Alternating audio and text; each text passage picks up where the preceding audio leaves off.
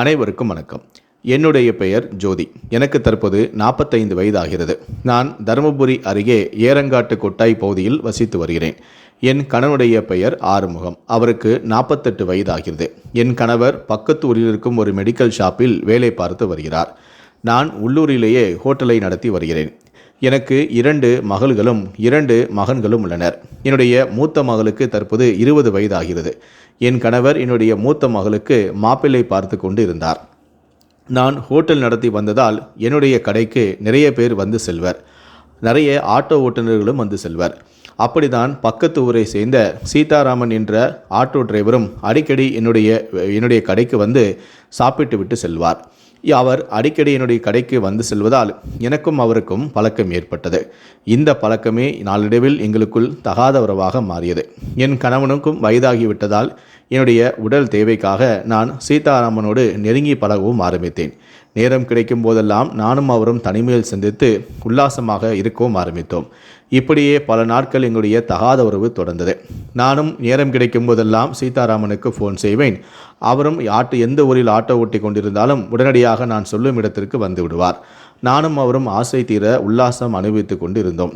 திருமண வயதில் மகள் இருக்கும் நிலையில் கூட எனக்கு உடல் தேவை இருந்தது.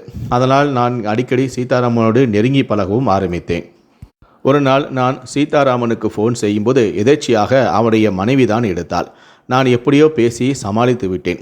அதன் பிறகு சீதாராமனின் நடவடிக்கையில் அவருடைய மனைவிக்கு சந்தேகம் ஏற்பட்டது. அவள் தன்னுடைய கணவனை ரகசியமாக கண்காணிக்கவும் ஆரம்பித்தாள். ஒரு கட்டத்தில் 45 வயதான நான் 35 வயதான சீதாராமனோடு தகாத உறவு வைத்திருப்பதை அவருடைய மனைவி கண்டுபிடித்து விட்டாள். இது அவளுக்கு பெரும் அதிர்ச்சியை கொடுத்தது. அதனால் சீதாராமனை அவள் கண்டித்தாள். 45 வயது பெண்ணுடன் தகாத உறவை வைத்துக் கொள்ளக்கூடாது எனவும் அதை உடனடியாக கைவிடும்படியும் சீதாராமனின் மனைவி கூறி வந்தாள். ஆனால் சீதாராமன் அவருடைய மனைவியிடம் கிடைக்காத சுகத்தை நான் அவருக்கு கொடுத்ததால் அவர் இந்த தகாத உறவை கைவிட மறுத்துவிட்டார். தொடர்ந்து நானும் சீதாராமனும் அடிக்கடி தனிமையில் சந்தித்து உல்லாசமாக இருப்பதை வழக்கமாக வைத்து கொண்டோம். சீதாராமனுடைய மனைவி எத்தனையோ முறை சொல்லி பார்த்தால், கெஞ்சியும் பார்த்தால், திட்டியும் பார்த்தால், எப்படி பார்த்தாலும் சீதாராமன் இந்த தகாத உறவை கைவிடுவதாக இல்லை. இதனால் வெறுத்து போன அவளோ தன்னுடைய 2 குழந்தைகளையும் அழைத்து கொண்டு சீதாராமனை பிரிந்து சென்று விட்டாள். இது சீதாராமனின் மனைவி பிரிந்து சென்றது எனக்கு சாதகமாக அமைந்து விட்டது. காரணம், பகலில் சீதாராமன் என்னுடன் உல்லாசமாக இருப்பார், இரவில் அவருடன் மனைவியுடன் அவர் உல்லாசமாக இருப்பார். ஆனால் தற்போது சீதாராமனின் மனைவி அவரை விட்டு பிரிந்து சென்று விட்டதால் இதனை நான் எனக்கு சாதகமாக பயன்படுத்தி கொண்டு ஒரே நாளில் பலமுறை சீதாராமனோடு உல்லாசமாக இருக்க ஆரம்பித்தேன். ஒரு கட்டத்தில் சீதாராமனை எப்போதும் என்னுடனே வைத்து கொள்ள வேண்டும் நான் முடிவு செய்தேன். அதற்காக சீதாராமனை ஆட்டோ ஓட்டும் தொழிலை விட்டுவிட்டு என்னுடனே ஹோட்டலில் ஒரு பார்ட்னர் போல சேர்ந்து கொள், நாம் சந்தர்ப்பம் கிடைக்கும் போதெல்லாம் உல்லாசமாக இருந்து கொள்ளலாம் எனவும் கூறினேன். அவனும் மனைவி மற்றும் பிள்ளைகள் பிரிந்து சென்று விட்டதால் சரி என்று ஒப்புக்கொண்டு என்னுடனே இந்த ஹோட்டலில் வேலை செய்ய பார்ட்னர் போல இருந்தும் கொண்டான். அதன் பிறகு என்னுடைய ஹோட்டலை நாங்கள் நடத்தி கொண்டே வாய்ப்பு கிடைக்கும் போதெல்லாம் நாங்கள் உல்லாசம் அனுபவித்து வந்தோம். அப்போது என்னுடைய கடைக்கு என்னுடைய மூத்த மகளான சந்தியா அடிக்கடி வந்து சென்று கொண்டிருந்தாள். அப்போது சீதாராமனுக்கு என்னுடைய மகள் மீதும் ஆசை ஏற்பட்டது. அவளோடும் அவன் தனிமையில் இருக்க வேண்டும் என ஆசைப்பட்டான். ஆனால் நானோ அதற்கு மறுப்பு தெரிவித்தேன். அப்படியென்றால் உன்னுடைய மகளை எனக்கு திருமணம் செய்து வைத்துக் கொடு, நானும் உன்னுடைய மருமகனாகவே காலம் முழுவதும் உன்னுடனே இருந்து விடுவேன், நானும் உன்னுடைய மகளுடன் சந்தோஷமாக இருப்பேன் எனவும் கூறினான். எனக்கும் அதுதான் சரி எனப்பட்டது. சீதாராமனுக்கு என்னுடைய மகளை திருமணம் செய்து வைத்துக் கொண்டால் யாருக்கும் சந்தேகம் வராது. மாமியாரும் மருமகளும் தான் கடையை நடத்துகிறார் என பலரும் பேசுவார்கள். அதனால் எங்கள் மீது எந்த சந்தேகம் வராது. நானும் காலம் முழுவதும் சீதாராமனோடு உல்லாசமாக இருந்து கொள்ளலாம் என திட்டமிட்டேன். இதற்காக என்னுடைய கணவரிடம் இது குறித்து பேசினேன். சீதாராமன் நம்முடைய கடையில் தான் இருக்கிறார், ஒரு பார்ட்னர் போல தான் இருக்கிறார். அதனால் நமக்கும் வயசாக போகிறது. அதனால் இந்த கடையை தொடர்ந்து அவரும் நம்முடைய மகளும் நடத்துவார்கள், நமக்கும் ஒரு பாதுகாப்பாக இருக்கும் என அப்படி இப்படி ஏதாவது ஒரு காரணத்தை சொல்லி என்னுடைய கணவனை நான் சம்மதிக்கவும் வைத்தேன். ஆனால் ஆரம்பத்தில் அவர் என்னுடைய மகளை 2ஆம் தரமாக சீதாராமனுக்கு திருமணம் செய்ய கொள்ள மறுத்தார். ஆனால் நான் எப்படியோ பேசி அவரை ஒப்புக்கொள்ள வைத்தேன். அதே போலதான் என்னுடைய மகளான சந்தியாவும் சீதாராமனை திருமணம் செய்து கொள்ள விரும்பவில்லை. ஆனால் நான் தான் எப்படியோ பேசி அவளையும் சம்மதிக்க வைத்தேன். அதன் பிறகு நான் என்னுடைய மகளை அவருக்கு திருமணமும் செய்து வைத்தேன். ஆரம்பத்தில் சீதாராமன் தன்னுடைய மனைவியோடு வாழ்ந்தபோது பகலில் என்னுடனும் இரவில் அவருடைய மனைவியுடனும் உல்லாசமாக இருந்து வந்தார். இப்போது என்னுடைய மகளை அவருக்கு திருமணம் செய்து வைத்ததால் அதே போல மீண்டும் பகலில் என்னுடனும் இரவு என்னுடைய மகளுடனும் அவர் குடும்பம் நடத்தி வந்தார். இப்படியே 6 மாத காலமாக நானும் அவரும் சந்தோஷமாக உல்லாசம் அனுபவித்து வந்தோம். ஆனால் ஒரு நாள் நானும் சீதாராமனும் நெருக்கமாக தனிமையில் இருக்கும்போது என்னுடைய மகள் அதனை பார்த்து விட்டாள். இதனால் அவர் பெரும் அதிர்ச்சி அடைந்தார். இதன் மூலமாக அவளுக்கு நானும் சீதாராமனும் தகாத உறவில் இருப்பதால் தான் நான் அவளை கட்டாயப்படுத்தி சீதாராமனுக்கே திருமணம் செய்து வைத்தேன் என்பதை அறிந்து என் மகள் மனமுடைந்து போனாள். இதனால் அவள் இனி நான் உன்னுடன் வாழ மாட்டேன் என சீதாராமனின் சொல்லிவிட்டு ஓசூருக்கு சென்று அங்கிருக்கக்கூடிய ஒரு தனியார் நிறுவனத்தில் வேலையை பார்த்து அவள் தோழிகளுடன் சேர்ந்து அங்கே தங்கிக் கொள்ளவும் ஆரம்பித்தாள். இது சீதாராமனுக்கு பெரும் அதிர்ச்சியை கொடுத்தது. அவர் பகலில் என்னுடனும் இரவில் அவள் என்னுடைய மகளுடன் உல்லாசம் அனுபவித்து சந்தோஷமாக வாழ்ந்து வந்தார். இப்படி திடீரென என்னுடைய மகள் சொல்லாமல் கொள்ளாமல் நான் அவள் பிரிந்து சென்றது சீதாராமனுக்கு அதிர்ச்சியை ஏற்படுத்தியது. அதனால் அவர் எப்படியாவது தன்னுடைய மனைவியை மீண்டும் அழைத்து வர வேண்டும் என அவள் வேலை செய்யும் ஓசூருக்கே சென்று விட்டார்.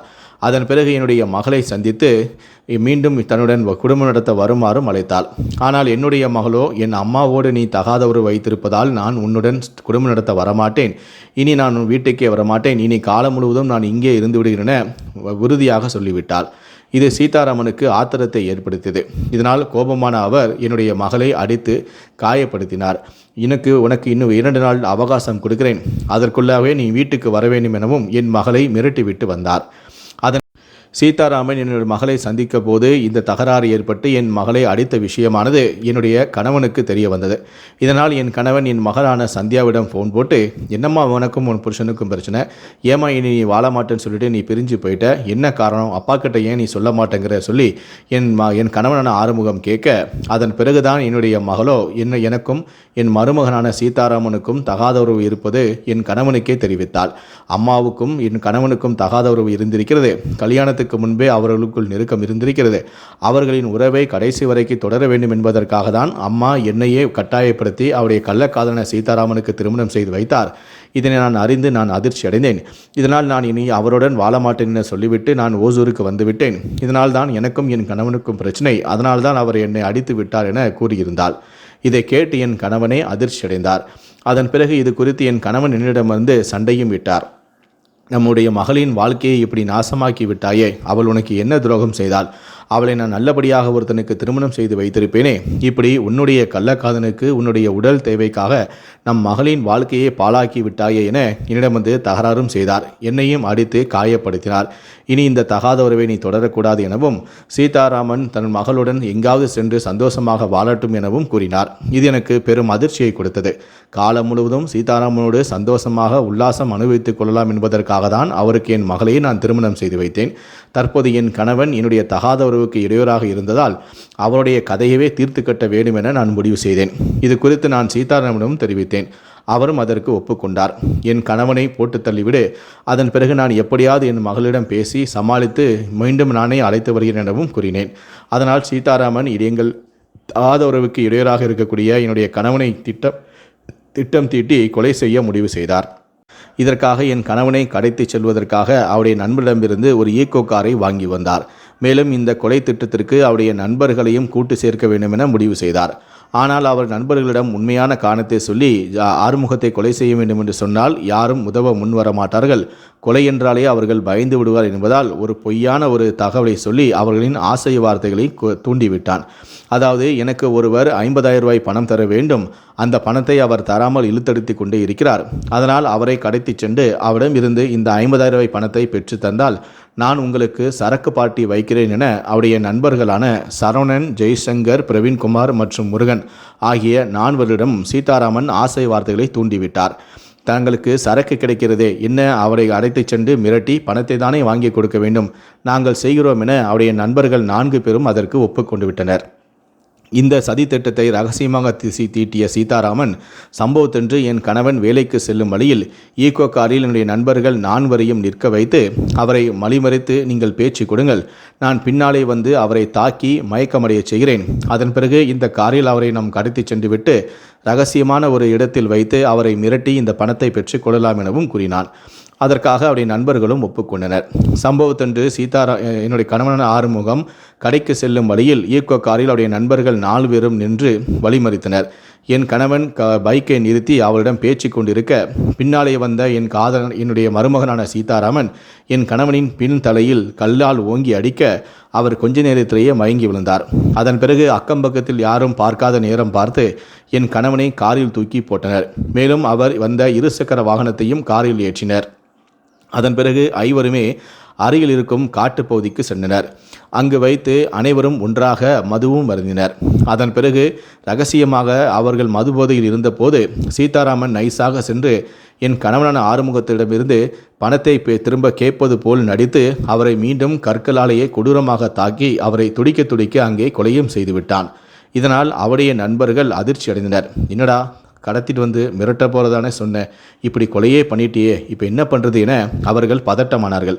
ஆனால் சீதாராமன் எந்த விதமான பதட்டம் இல்லாமல், ஒன்றும் பிரச்சனை இல்லை, இந்த பாடியை கொண்டு ஏதாவது ஏரியில் வீசிட்டு வந்துடுவோம், அதுக்கப்புறம் நம்ம அன்றாட நம்ம வேலைகளை பார்ப்போம், நம்ம கடத்திட்டு வந்த விஷயம் யாருக்கும் தெரியாது, நாம் ஒன்றும் இவரை ஃபோன் போட்டு நம்ம வர வைக்கல, வர வழியில் தான் நம்ம இவரை கடத்திட்டு வந்தோம், நம்ம கடத்தின இடத்துல எந்த விதமான சிசிடிவியும் இல்லை, அதனால் நம்ம மாட்ட மாட்டோம் என்று சொல்லியிருக்கிறார்.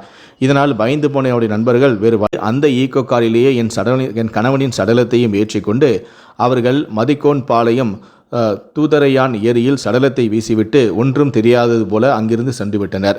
அதன் பிறகு அவர்கள் அன்றாட வேலைகளை செய்து கொண்டிருந்தனர். யாருக்கும் தங்கள் மீது சந்தேகம் வரக்கூடாது என்பதற்காக நானும் வேலைக்கு சென்ற என் கணவனை தேடுவது போல நடித்து அவர் காலையில் வேலைக்கு சென்றவர் வீட்டுக்கு வரவே இல்லை என என் குழந்தைகளை அழைத்து கொண்டு மறுநாள் காவல் நிலையத்துக்கு சென்று புகாரும் அளித்தேன்.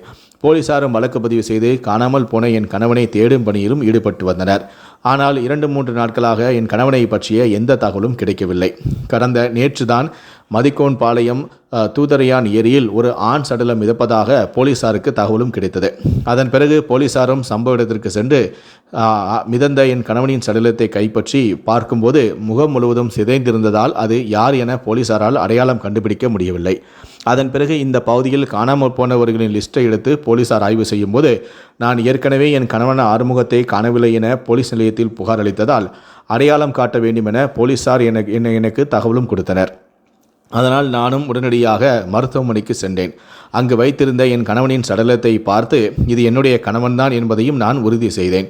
அவர் அணிந்திருந்த சட்டை, அவர் உடலில் இருந்த சில உடலிருந்த மச்சங்கள், இதை வைத்தே நான் என்னுடைய கணவன்தான் என்பதையும் நான் கூறினேன். அதன் பிறகு போலீசார் என் கணவனின் உடலை பிரேத பரிசோதனை செய்வதற்காக அனுப்பி வைத்தனர். அந்த பிரேத பரிசோதனை அறிக்கையில் என் கணவன் கொடூரமாக தாக்கி முகங்கள் சிதைக்கப்பட்டு கொலை செய்யப்பட்டிருப்பதாக தெரிய வந்தது. இதையடுத்து போலீசார் கொலை வழக்கு பதிவு செய்து விசாரணையை துவங்கினார்கள். இதையடுத்து போலீசார் எங்கள் குடும்பத்திடமிருந்து தான் விசாரணையை துவங்கினார்கள். நானும் மாட்டோம் என சந்தோஷமாக இருந்தேன். போலீசாரால் எங்களை கண்டுபிடிக்க முடியாது என நான் உறுதியாக இருந்தேன். ஆனால் போலீசாருடைய மூத்த மகளான சத்யாவிடம் விசாரணை செய்யும் போதுதான் அவள் போலீசாரிடம் என்னுடைய அம்மாவுக்கும் என்னுடைய கணவனுக்கும் தகாத உறவு இருந்தது, இதனால் என் கணவனுக்கும் எனக்கும் சண்டை ஏற்பட்டு நான் அவரை விட்டு பிரிந்து ஓசூருக்கு வேலைக்கு சென்றேன். அங்கு வந்த என் கணவன் என்னை வற்புறுத்தி மீண்டும் வீட்டுக்கு வருமாறு என்னை வற்புறுத்தினார். நானும் வர மறுத்தேன். இதனால் எனக்கும் என் கணவனுக்கும் தகராறு ஏற்பட்டது. அவர் என்னை அடித்து காயப்படுத்தி விட்டார். இதனால் என் தந்தையான ஆறுமுகம் என்னிடம் என்ன ஆச்சு, எதற்காக உன்னுடைய கணவனுக்கும் உனக்கும் என்ன பிரச்சனை என்னிடம் சொல் என கேட்டார். அப்போதுதான் என் அம்மாவுக்கும் என் கணவனுக்கும் தகாத ஒரு விஷயத்தை என் அப்பாவிடம் சொன்னேன். அவர் இதை கேட்டு அதிர்ச்சியடைந்து என்னுடைய அம்மாவை கண்டித்தார். ஆனால் இந்த சம்பவம் நடந்த கொஞ்ச நாளிலேயே என் அப்பாவும் காணாமல் போனார். தற்போது அவர் இறந்து சடலமாக கிடைத்திருக்கிறார். இதனால் எனக்கு என் அம்மா மீதும் என் கணவன் மீதும் தான் சந்தேகம் இருக்கு என்று போலீசாரிடம் தெரிவித்து விட்டார். இதை கேட்ட போலீசார் அதிர்ச்சியடைந்து அதன் பிறகு என்னிடமும் என் மருமகனும் கள்ளக்காதலனுமான சீதாராமனும் தங்களின் பாணியில் கிடுக்குப்பிடி விசாரணை நடத்தினார்கள். இதில் பயந்து போன நான் அனைத்து உண்மைகளையும் போலீசாரிடம் தெரிவித்து விட்டேன். இதை கேட்ட போலீசார் அதிர்ச்சியடைந்தனர். அதன் பிறகுதான் இந்த கொலை எப்படி நடந்தது, யாரெல்லாம் இதற்கு துணையாக இருந்தார்கள் என்ற அனைத்து விவரங்களையும் சீதாராமன் வாக்குமூலமாக கொடுக்க அதன் பிறகு போலீசார் அவருடைய நண்பர்கள் 4 பேரையும் கைது செய்தனர். மேலும் அவர்கள் இந்த கொலைக்கு பயன்படுத்திய ஈக்கோ காரையும் போலீசார் பறிமுதலும் செய்தனர். இந்த சம்பவமானது எங்கள் பகுதியில் பெரும் பரபரப்பையும் அதிர்ச்சியையும் ஏற்படுத்தியது.